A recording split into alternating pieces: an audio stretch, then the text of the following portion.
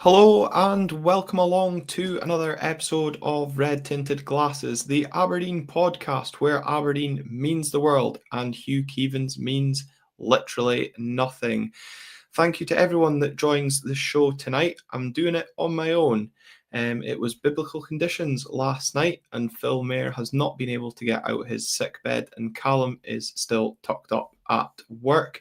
So I'm here all alone to give my thoughts on that dogged performance, but unfortunately defeat at the hands of Celtic as the Dons' search for a win continues. I'll be looking back at the defeat and then later on in the show also previewing the visit of St Johnston to Pittodrie. So if you are watching along here on YouTube, leave your thoughts in the comments section below. I'll bring some of them up on screen and we'll see what we can come up with the talking points. I've sent the lads what I've got in terms of a plan for the show, so we'll stick to that as best we can. And yeah, we'll see what everyone has in terms of a debate. But good to have you along with us, Phil, despite you not feeling your best as well. And Jimmy Tilleen's really had to get the best out of this squad over the past week with the amount of games we've had being played. We saw 6 changes to the Aberdeen side that drew with Heart and Midlothian. Some of them, I guess, were a bit obvious and predictable, given, of course, the news that Dimitar Mitov was going to be out for 4 to 6 weeks. A real kind of devastating blow, I guess, for us, for a player that's been so solid and has come up clutch countless times this season. The amount of points he's managed to save us. Ross Doohan as well, only having played 8 Premiership games before appearing for the Dons against Hearts, really put the pressure and I guess focus on him as well. And with Jimmy Tilleen confirming that Jack McKenzie was going to miss out, another player under a similar spotlight of potential pressure from the home fans was James McGarry, playing from the start as well. And a full change to the front three. I think that was maybe a bit of a surprise to people as well, seeing so many changes, I think, against Celtic. But I guess, as we've said on this podcast before, we have to trust the manager and his judgment. And he spoke about needing to use the squad. I think, pre-match, I'm sure a lot of us had nerves, but most of those players performed admirably and stepped up to stake their claim for jerseys. Again, Rubezic, I thought he put in an excellent performance, coming in for Angus MacDonald as well. And Chris Mayland, I think you're spot on, saying that there was good performances. We didn't take our chances. Unfortunately, we're going to have to come on and discuss them. But you're right, we have to take them against Celtic. But in Jimmy, we trust. And you also go on to speak about Ross Doohan, and he looked good and grew into the game. And I think it's quite interesting looking at how good Ross Doohan was last night, to think last season he had to sit and watch some of Kel Roos's performances and couldn't get a look in. Now, that is a bit of a worry because, how good was Ross being to still maybe be denied a chance? Or, well, how bad was Craig Sampson's goalkeeping coaching? I guess we'll never know about that one as well. But I think, when you're a goalkeeper coming in to make your first Premiership start for the club, you probably want a nice, easy start to life in between the sticks. And I'm sure Ross was delighted at that forecast, seeing the wind gusting and the rain soaking pretty much everybody in the lower deck in the main stand throughout the game. And I'm also just glad that the weather didn't ruin the full stadium tifo that Ultras Aberdeen managed to pull off, and pretty impressive that the fireworks managed to stay relatively under control as well. But back to Ross Doohan, a very eventful start to his game, claiming quite a simple ball back before being pretty rudely assaulted by Kyogo. As Sam Gordon says, the knee in the face would have knocked others out. Impressive he could still see straight. And look, whilst maybe some sports have their concussion protocols a bit stricter than football, I definitely was surprised to see Ross continue. I know Tom Ritchie was ready to go, and of course Tom has experience of facing Celtic, having done so with Bucky Thistle last season.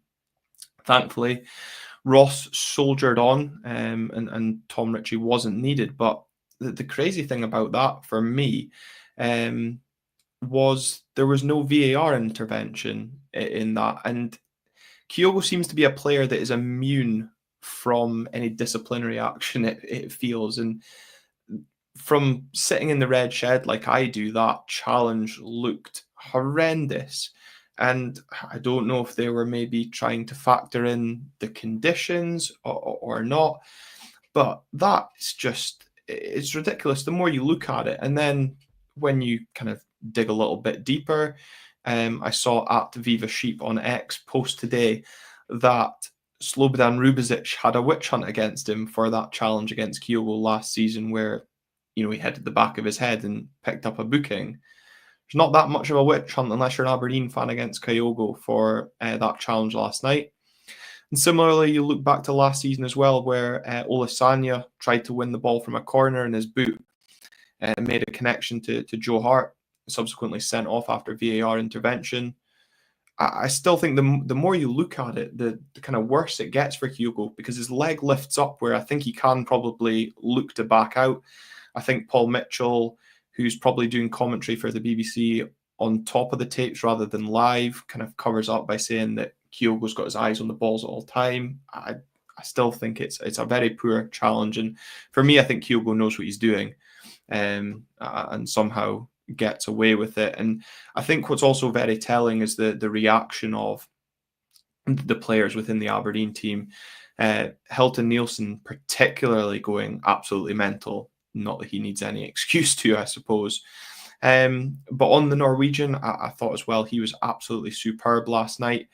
Let's also remember Dyson Mieda committed more fouls than he did and didn't get a booking. So although Sievert was probably walking that booking tightrope for a long time, and for any of you that do like a little bit, I hope you followed that tip from the show last week when he was going to double down on his booking opportunities, and he did pick up that booking. But I think it's quite interesting to see how rattled Celtic fans have got on the back of Nielsen's performance last night, given his sort of performance is exactly what they lauded Scott Brown over.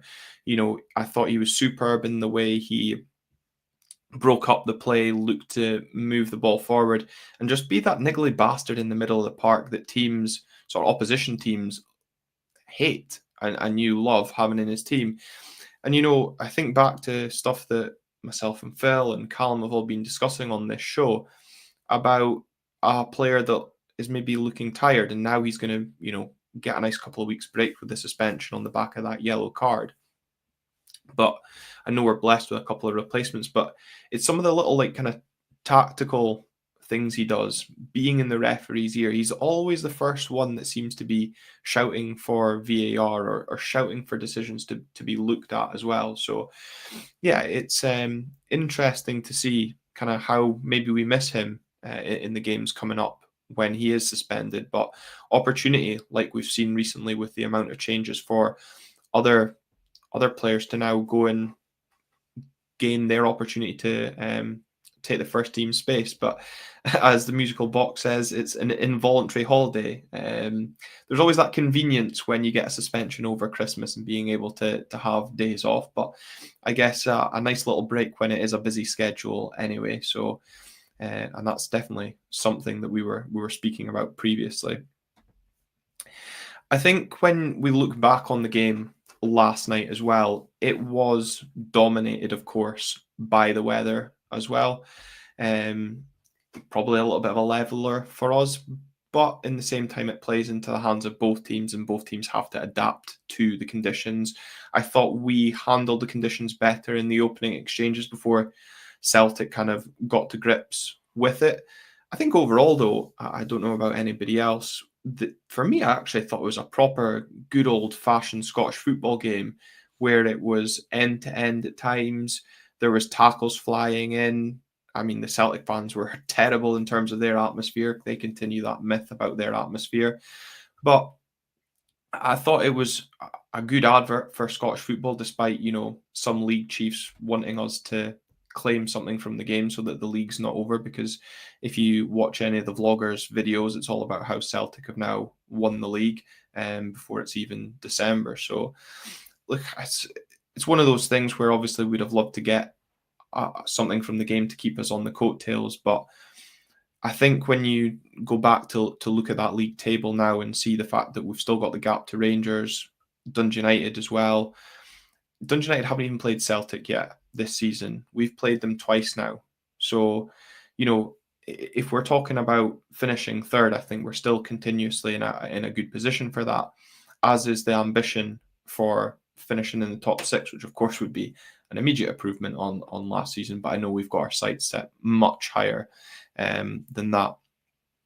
I think as well, when we look to that first half performance, given the amount of changes, I thought we started the game very well.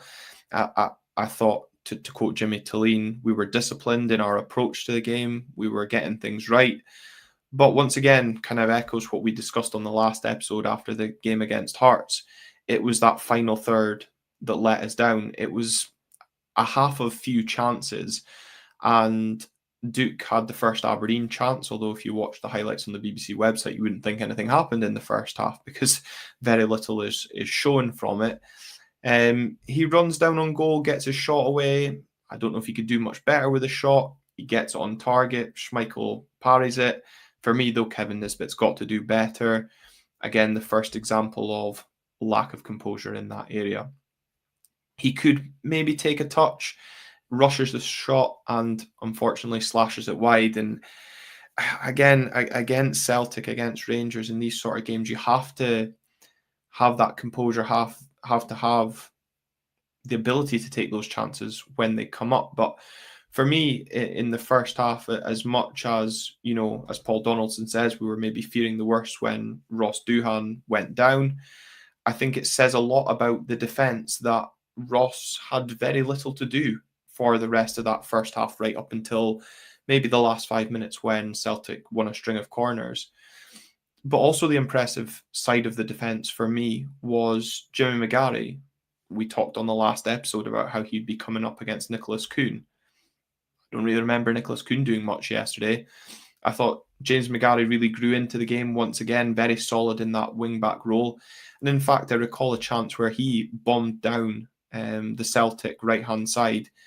And probably he actually crossed the ball a little bit too early. If he'd actually kept going, he could have probably made it into the opposition box. But again, coming down to some of the decision-making, Topi Keskinen as well, maybe a little bit of the conditions and the bounce of the ball when he tried to cross it in, ballooned it out high and wide. But I think overall in that first half, I was very impressed by how solid we were.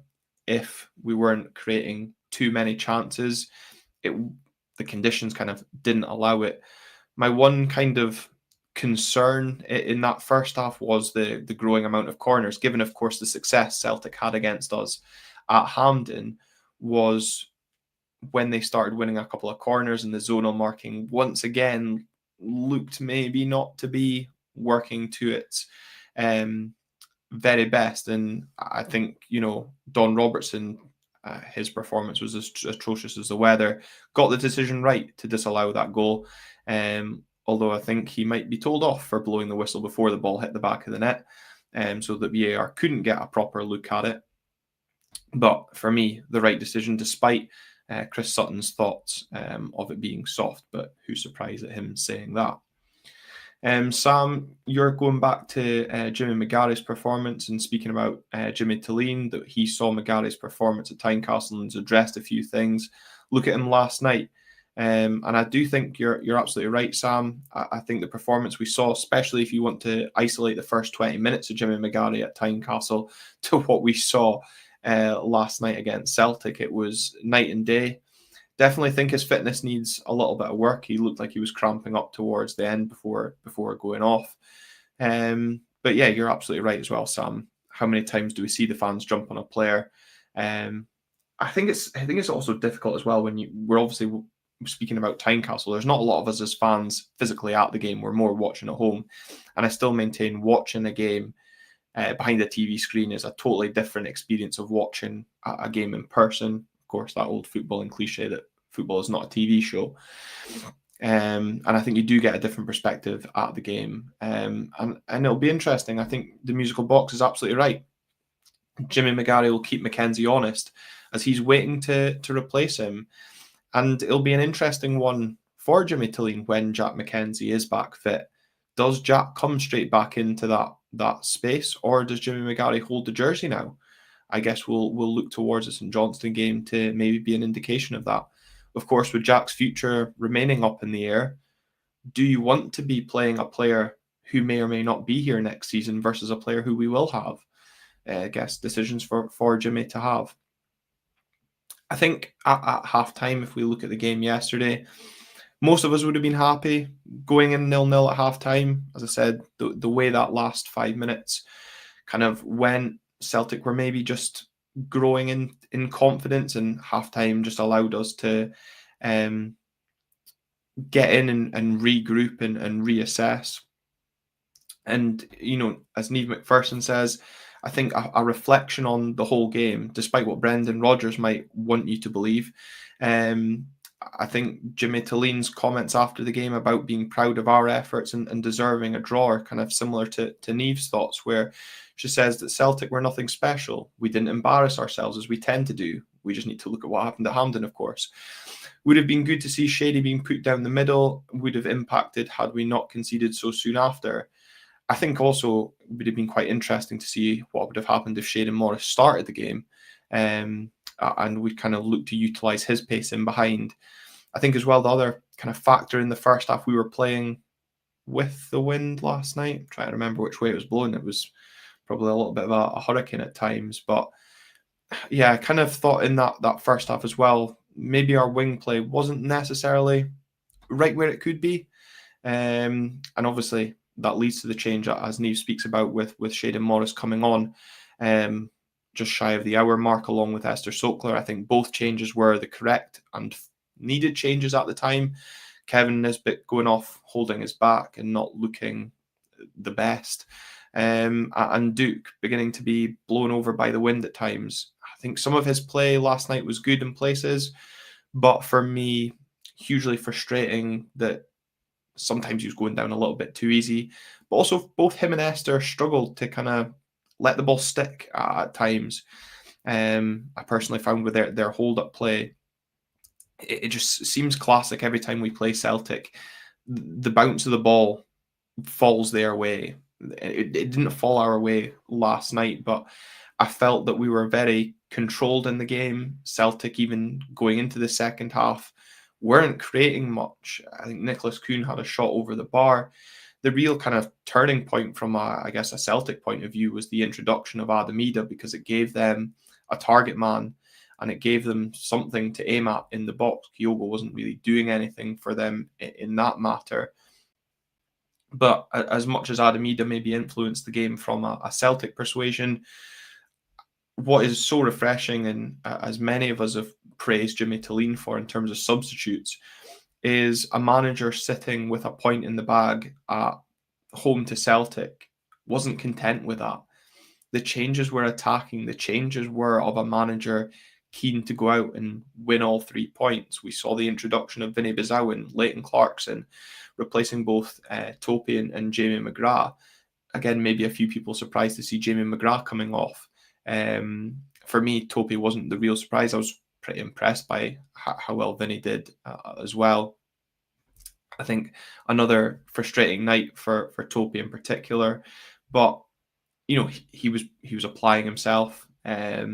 But again, when you're a player that is a big money signing, maybe he's feeling a little bit of the weight of that price tag on his shoulders currently, and maybe trying a little bit too hard to do things to show what he is about, and it will work for him. Things will come good.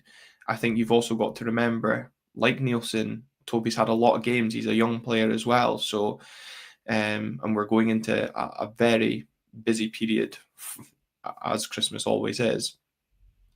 But I guess Leighton Clarkson's introduction was the one that had the biggest talking point from the game, because he had that golden chance as we were sitting in and maybe soaking up some pressure, quite literally given the weather. Leighton was played through on what was a superb Aberdeen counter-attack. And look, I love Leighton. He's a lovely guy to chat to, and he is a player with bags of quality, but he is also an extremely frustrating player to watch. And some people say this is why he's at Aberdeen, possibly when you look at that finish last night. But then also compare and contrast to how he finished at Tynecastle and jinked his way brilliantly into the box before, having the shot tipped round the post. That effort last night lacked any sort of composure and potentially belief as well. To not even hit the target though, that just absolutely criminal. And you just can't do that, home or away, in those sort of games, especially tight games.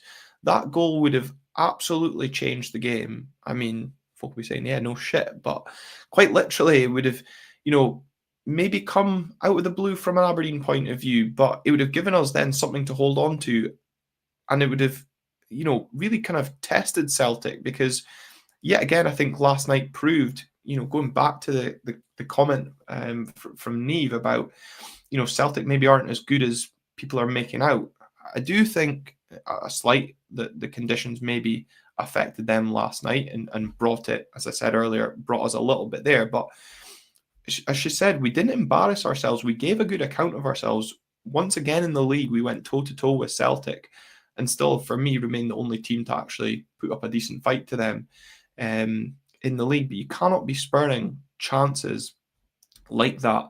And even if he actually got it under control, he would have had a couple of options to get the shot away. I can't actually remember who was out on his left-hand side, but he could have threaded the ball through to there. But as I said, for as good as we know Leighton Clarkson can be, he is frustrating, and quite telling last night, thinking back to pre-season and listening to one of Leighton's interviews where he wants to add goals to his game. Well, Leighton, you've still got a bit of work to do.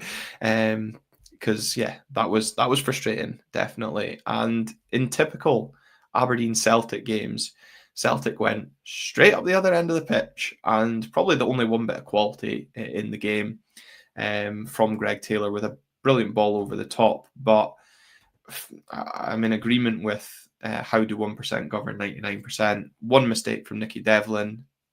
I don't know why Nicky drops so deep. He doesn't need to drop that deep.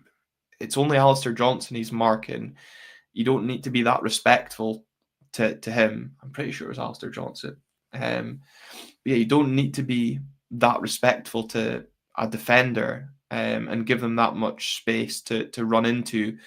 And it was a shame because the rest of the defence were holding such a brilliant line, and had Nicky been up in line, Reo Hatate would have been off.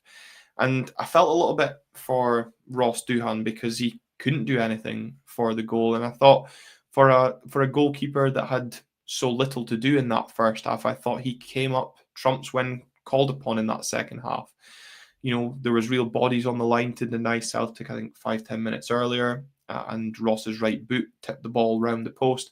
And a real excellent reaction, say, to deny Adamida from close range with a header as well. So Reo Hatate seems to be turning into the new Tom Rogic and being that pain in our backsides.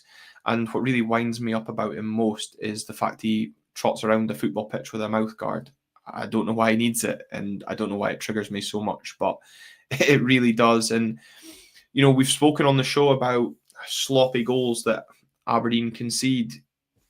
I don't know if we could quite put that in the category, potentially, given, of course, the switch off from Nicky Devlin.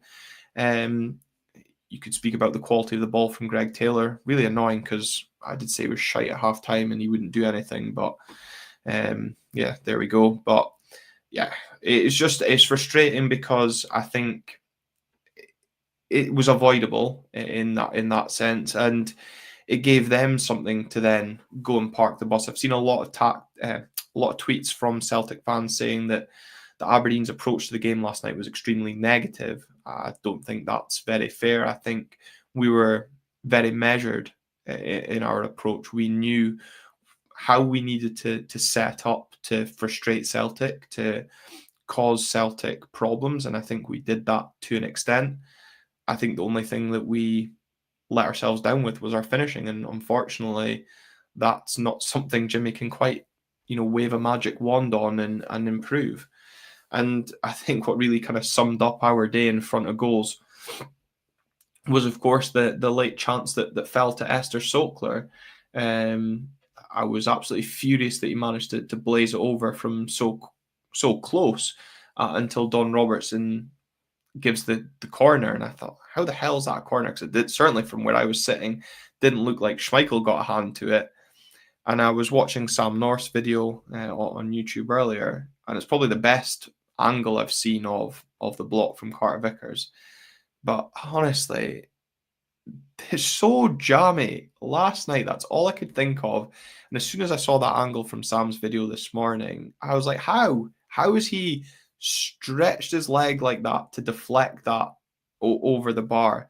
And honestly, Esther must feel like one of the luckiest strikers for Aberdeen just now, because when your luck's out, your luck's out in terms of when you're trying to score important goals for the club. But I also kind of, part of me feels, after watching last night, a striker is a real area of, I don't know, concerns, maybe not the right word, but an area that certainly needs addressed as we look towards the January transfer window. And kind of going back to that, a comment from earlier on in the show from Can't Be Bothered, says, for me, Nisbet must not be signed on a permanent deal, surely better out there for the money. And I think when you possibly look at the wages he's on at Millwall and potential money that would be needed to sign him, I'd be maybe inclined to agree with that level of thought.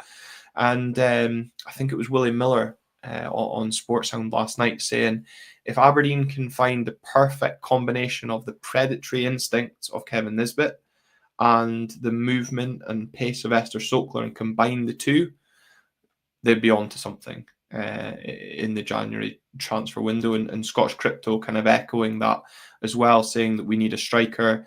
Also saying we need a centre-half still. Interested to know why you think that, Scottish Crypto, based on obviously Angus's performance on Sunday and then also Ruby's return last night. I actually thought both centre-halves were really impressive last night. They had their odd slips and nervy moments here and there, like they tend to put us through, but overall I thought they were pretty impressive. And going on to saying that we need to invest in January to target that Champions League money, I guess, through a second place finish. And again, for those that maybe listen to Sportsound for longer or pre-match, I know Tom English was on the radio saying he had a really in-depth conversation with Dave Cormack pre-match, and it wasn't for him to discuss what was said, but certainly exciting things. And I hate cryptic stuff like that, because you just want to know what's going on, and especially around our club, we all want to know what's going on and what is involved. I kind of maybe think it's towards a new stadium, but we'll see. And Skolkster, you're also going on about we 100% need another centre back. I guess when you look at both Malloy and Rubezic sitting on 4 bookings, so both walking towards that suspension tightrope, we maybe do need another centre back to cover that. Sam, again, you speaking about Dante Polvara and his effort to put the ball across for Esther Sokler was great to see. It was also great to see Dante Polvara back in the middle of the park.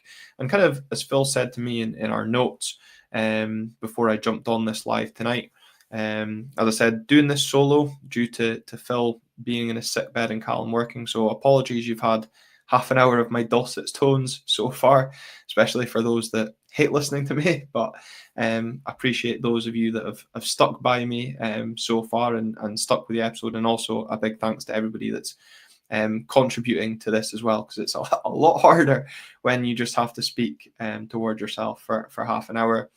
You're right, Sam. Great to see the American number 8 back.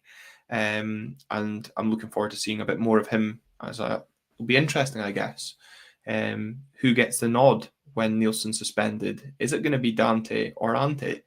Or is it going to be both? Are you finally going to get your wish, Sam, that we see a Paula Versa midfield? I certainly hope not, because I don't need any more tongue twisters as we go in.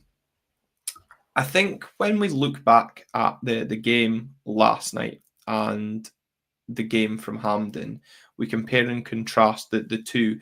You go back to the comments full time when Jimmy Tillene, was refreshing and openly admitted that he may have got a couple of things wrong and he needs to go and learn things, whether that be about the players, whether about his tactics. But for me, I felt we did learn from that humiliation at Hampden. The players showed they can more than compete against Celtic. Again, going back to that earlier point that Neve had put on the show. And it's weird. I hate feeling, and I know if Johnny Main's tuning in, he's going to say the exact same thing once I've said this, is I hate coming away from Pittodrie feeling proud at a performance, because ultimately good performances don't win points, and you don't get anything for saying that you've played well. But what it should give this squad is the belief to carry in to the upcoming game against St Johnston after what has been a difficult run of 4 fixtures, which we knew would be defining for our season, or defining for the momentum of kind of going into the festive period. And I think it's absolutely imperative that, again, ticket sales looking good for Saturday, the crowd do as much as we can to stick with this team and stick with this manager, because they've given us so much already this season. And as I've said over the last couple of shows, despite things maybe not going well in terms of results, we've given ourselves that platform to build as we go into the kind of business part of the season. And yeah, I'm glad we've kind of gone a little bit of toe to toe with Celtic last night. And look, it's one of those things. We didn't take any points, so as Johnny say, well, it doesn't matter how well you played. But I'm certainly proud of the efforts from the team last night, especially, as I said, with making those 6 changes. I was a bit like, oh, this is gonna potentially end badly. But look, we go again on Saturday, and we'll see how we go. Right. Before we move on to look at Saturday's game, of course, there was the small matter of the Scottish Cup draw, which was made on Monday evening after the East Kilbride Falkirk game. The Scottish Cup draw saw the Dons face Elgin at Borough Briggs. I know if William McPherson's tuning in, he was absolutely delighted at that draw, and I'm very much looking forward to see him lead the teams out at Borough Briggs whenever that fixture may come about. I just hope the BBC don't pick that for Monday Night Football. Look, I think if most of us are honest, we would absolutely love to have that at 3 p.m. on a Saturday. Proper Scottish Cup tie at a proper Scottish football ground, terracing. You've got the bank behind one goal. It's going to be January. It's going to be cold. But as the musical box says, it's a dangerous away tie in Elgin. Elgin are having an absolutely phenomenal season under Alan Hale and Stefan Laird. Alan, of course, did an excellent job with Huntly in the Highland League, and Stefan's got experience of working with the club in the women's setup. And you just need to look at what they've done with that squad and taking players from the Highland League, taking Ryan Sargent out of Fraserburgh, and they've taken the left back from Banks of D as well, and they've propelled themselves to the top of League Two. So, they're absolutely flying, and they're going to absolutely relish the opportunity to come up against Aberdeen. And I'm sure the management duo in particular, given they're Aberdeen fans as well, will relish that opportunity as well. So yeah, we'll wait to see what happens on in terms of the TV selection for that fixture, but certainly a tie that I'm looking forward to. There's nothing for me better than an away day in the Scottish Cup to lower league opposition. And I think it's been pointed out as well, we haven't played Elgin competitively since 1971, I believe I saw. It's going to be a bit different to our usual trips up to Elgin, which are normally a nice summer's day as part of a pre-season warm-up. But yeah, with the fact that we play Rangers on the Wednesday night before that Scottish Cup tie, I don't see the game being a Friday night pick. Premier Sports get pick 1 and 2, so we know what two teams that's going to be. BBC then get 3 and 4, so I think they'll snap up the Dundee Derby, and I'm hoping that their Craig Levein loving sees them go for Brecon Hearts, which then probably leaves us with Premier Sports and pick 5, which I believe is a Sunday lunchtime kickoff. But a Sunday lunchtime is better than a Monday night for me. So yeah, we'll see how that pans out. And before I move on to this St Johnston preview, Colin Gale, that 1971 game was your first game at Pittodrie. Well, that's one way to make me feel really old. And thank you very much for your kind comments on how I'm doing on the show tonight as well. Good to have you along supporting the show. Before we do move on to preview that St Johnston game, for those that do follow us on both Instagram and Twitter, it's at RTG_podcast on Twitter/X and at RTG.podcast on Instagram. You'll have seen, as we've always said, we appreciate the support that people give us. And, you know, whether that is via watching us here or on YouTube, listening to us on YouTube, liking our videos, coming up to us in the pub pre-match. We appreciate any sort of support given. So one thing we like to do at Christmas time is always give back to local charities. And for the second year running, we have given back to 2 charities we love to support. So we donated our YouTube earnings for the last month to local charity Aber Necessities.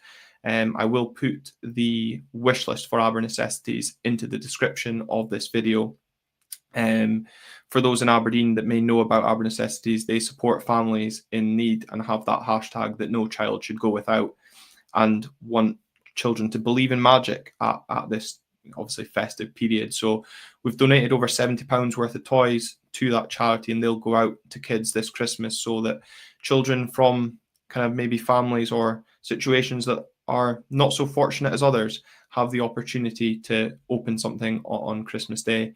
And we've also donated our audio earnings from the last month as well to local charity Lifestars, who do brilliant work with local schools in the Aberdeen area, and put that towards them helping support local primary school and fund their P7 residential trips as well. So I hope those kids get to enjoy that trip as well. And for us, it's just great to give something back to the community as well, for people that give us pleasure by listening to us. So without your support, we couldn't support these charities. So on behalf of myself, Phil and Callum, thank you for your support throughout the year. And yeah, thank you to those charities for doing such wonderful jobs in the Aberdeen area. Right, let's go back to footballing matters. And it is Perth St Johnston that come to Pittodrie on Saturday. The 9th place Saints under new manager Simo Valakari travel to Pittodrie in not the best form. Similar to the Dons, it's just 1 win in 5. But 2 wins away all season for the Perth Saints, the last one coming in a 2-1 victory over Dundee at Dens back in October. This feels like the perfect opportunity for the Dons to get back in the winners' enclosure. And when you look at St Johnston's record on the road this season, it tends to offer encouragement. But as many a hardened Aberdeen fan will tell you, is a game against St Johnston is not the most inspiring and maybe gives us a bit of fear. But looking into St Johnston in recent weeks, they've only scored 1 goal in the first half of their last 6 games. And I think that came in the 8th minute in a 3-1 defeat away to St Mirren.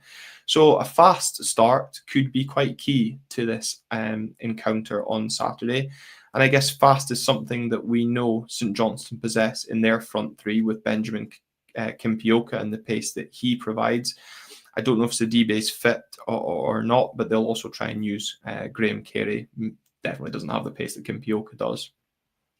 But when you look at St Johnston's kind of first half record, for me, I'm interested to see how Jimmy Talleen approaches this game. We saw front three change. Kevin Nisbet going off, holding his back is, again, questions for me around that full fitness for him.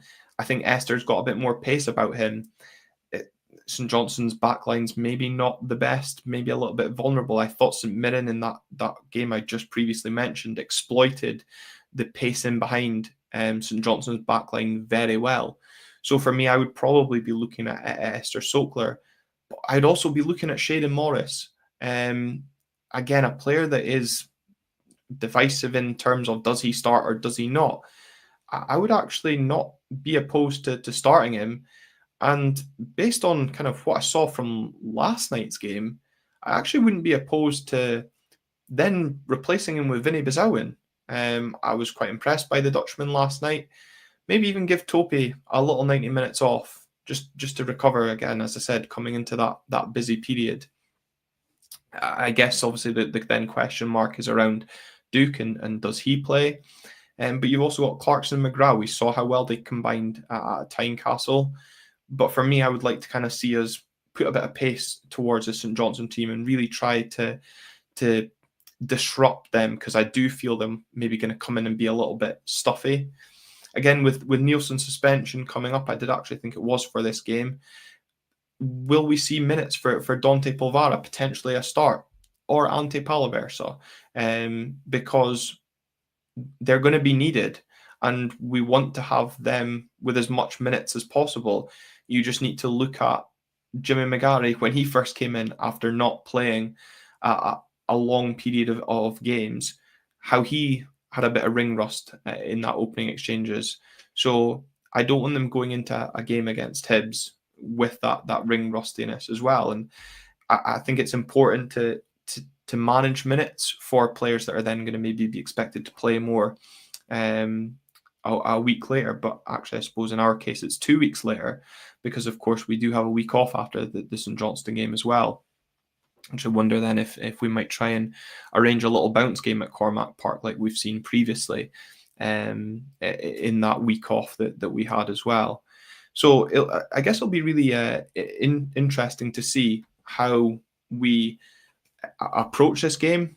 And again, we've already discussed earlier in the show, I've preached to you all, you could say, whether or not in terms of the defence, Jimmy McGarry, for me, retains the jersey at left wing back. How many of you thought we'd be saying that at the start of the season? I don't think he's done anything wrong to lose the jersey to Jack McKenzie.